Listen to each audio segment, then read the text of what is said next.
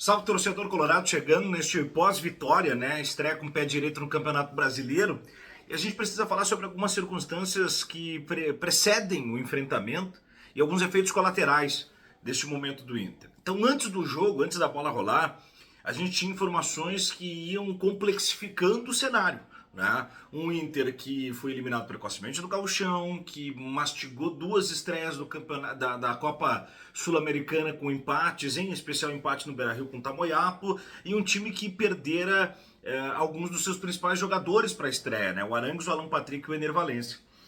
Além disso, um ambiente de hostilidade de todo o organismo vivo, né? Essa fauna que sustenta o ambiente do futebol, que é imprensa, torcida, dirigentes, conselheiros, jogadores, comissão técnica, tudo meio aflito, meio né, na vala na carne. O fato é que a boa notícia é que o Inter conseguiu um resultado que tranquiliza, estabiliza um pouco o ambiente, né? Em que pese eu achar que não tem todo esse pavor, né? Eu acho que muitas vezes ele é fabricado por um lado, outras vezes é uma falsa sensação de distúrbio onde não há. Porque se nós levarmos em consideração os resultados, pragmaticamente falando, o Inter perdeu um jogo na temporada. Né? O Inter empatou 2 jogos de Sul-Americana, ao passo em que os outros times também mais empataram do que tem vencedores no grupo do Inter. Times grandes se complicaram com times menores e o Inter vence o Delfim na próxima rodada e já assume a liderança. Né? Então não é uma coisa tão degradante para se ver o Inter como fosse aí um time aquém daquilo que promete. Né? É claro que ficou muito marcado um jogo contra o Juventude, em que o Inter acaba eliminado precocemente da final do Campeonato Gaúcho. Mas eu não acho que a gente tem que balizar o Inter por aquele jogo, porque apesar de ter feito só um gol, tomou outro, foi mal no lance do pênalti do Robert Renan, deixou de fazer gols tanto em Porto Alegre, no Beira-Rio, quanto no Jacone. Eu acho que não é o suficiente para ter um diagnóstico negativo do Inter, entende? Bom, sobrevivemos sem Ener, sem Alan Patrick e sem Arangues. E isso cria uma não dependência de ninguém. E essa é a melhor notícia. O Inter acaba solto de alguma maneira, sem precisar depender, né, destes jogadores. Acho que esse é um resultado muito interessante. E depois, em campo, Fernando foi o melhor. Né? Bruno Henrique entrou muito bem no decorrer do jogo. Wesley entrou muito bem, pé de passagem. Deve ser acionado aí, talvez até como titular no jogo contra o Palmeiras, né? Quem sabe uma lei do ex, ele que jogou lá.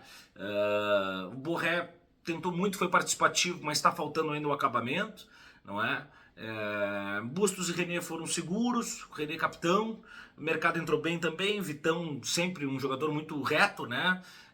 Thiago Maia teve um momento de oscilação no jogo, mas me preocupou muito mais a saída precoce dele, que pode ser algum sinônimo de lesão, aí ele que também já não andava com 100% de quadro clínico, né? Ele saiu com perigo de lesão no jogo do meio de semana contra o Tamoiapo. E aí o Luca um pouco abaixo.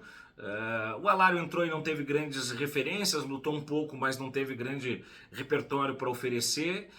O Maurício abaixo, o Gustavo Prado entrou bem. Acho que assim a gente pode construir, né, a narrativa desse Inter. Com o Fernando sendo um zagueiro que sai muito bem para o jogo como um volante e um volante que defende muito bem como um zagueiro. Ainda tendo cruzamentos, bola esticada e o gol de cabeça. Né? E o Wesley, especialmente pelo lado direito. O Cudê em determinado momento o colocou no lado esquerdo, viu que fez errado e aí insere o Gustavo Prado e devolve o Wesley para o lado direito e a coisa fica confortável para o Inter ter toda a construção da sua narrativa dentro do jogo.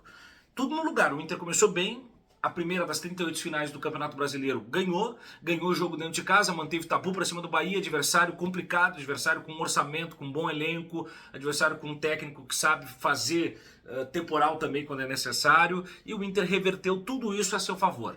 E acho que isso tudo constrói a narrativa de um time que, fazendo isso verter daqui para frente, com constância no Campeonato Brasileiro, com constância no mata-mata da Copa do Brasil, e com constância pelo menos nessa primeira fase de grupos da Sul-Americana, para depois ganhar maturidade para a etapa classificatória, eu acho que o Inter está entregando aquilo que promete. E acho que a gente não deve fazer disso em nenhum momento um cenário de descarrego, de raiva, de banalização.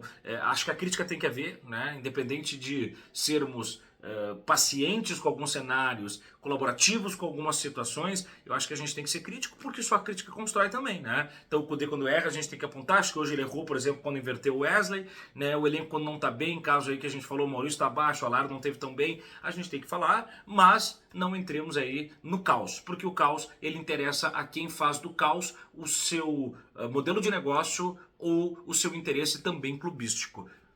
Então não acho que seja o caso que a gente tem que comprar. Tá certo, galera? Um grande abraço. A gente volta na segunda-feira com um grande debate, 11h30 da manhã. Valeu?